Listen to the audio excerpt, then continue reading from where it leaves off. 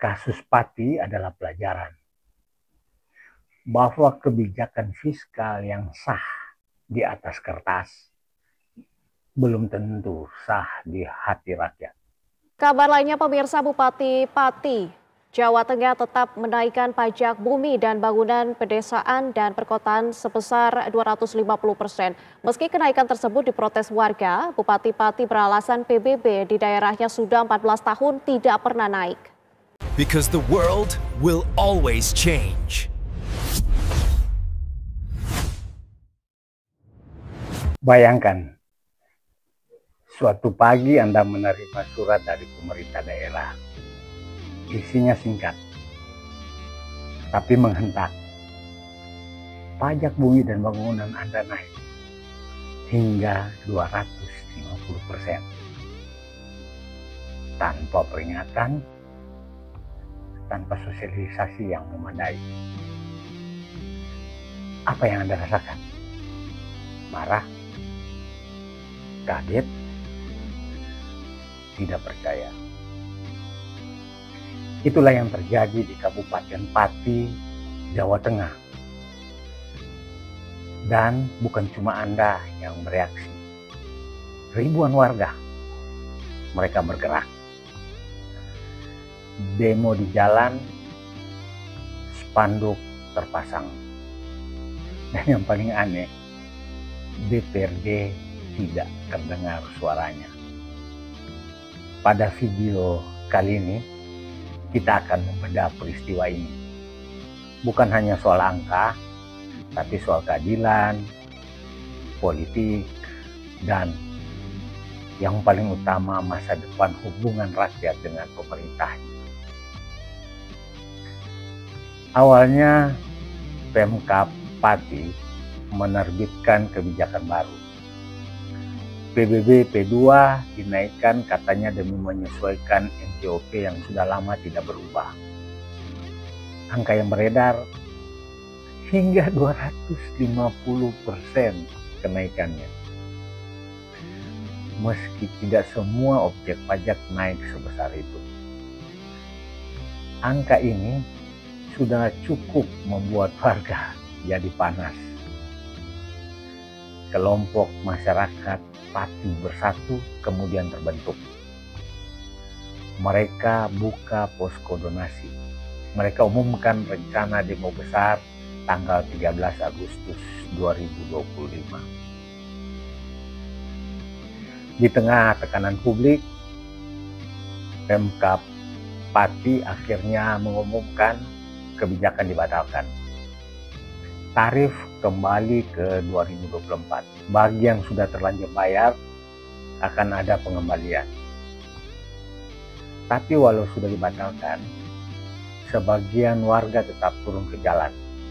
Mereka menuntut akuntabilitas. Mereka bertanya, kenapa kebijakan ini lolos tanpa kajian matang? Dan kenapa DPRD diam saja? Apa itu PBB? PBB P2 itu pajak bumi dan bangunan, perdesaan dan perkotaan. Ini salah satu sumber pendapatan asli daerah.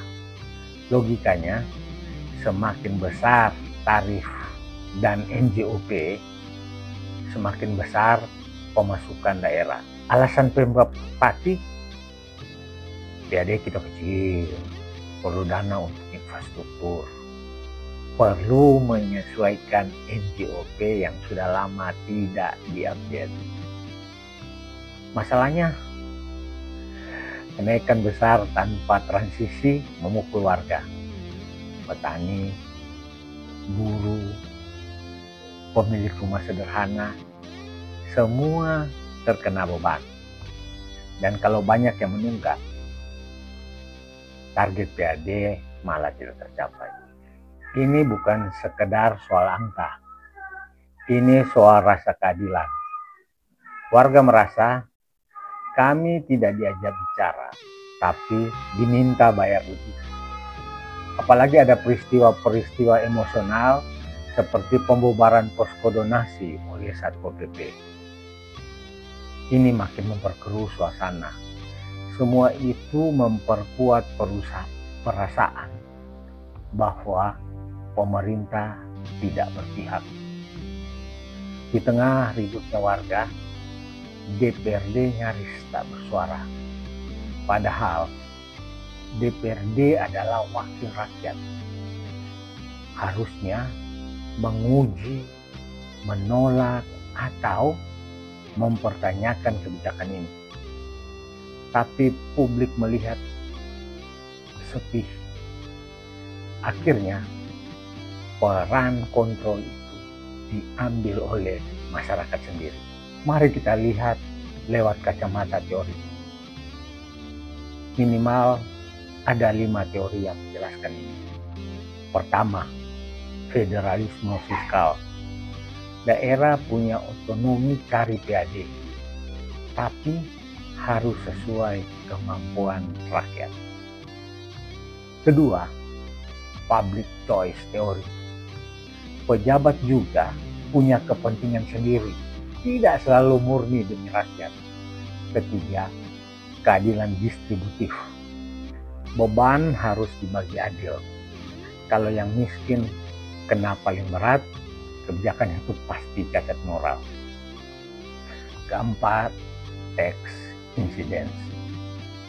Beban pajak bisa bergeser ke harga sewa, biaya produksi, bahkan harga bahan pokok.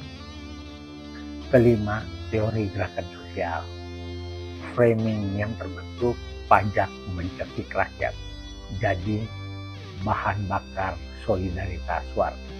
Kasus Pati adalah pelajaran bahwa kebijakan fiskal yang sah di atas kertas belum tentu sah di hati rakyat.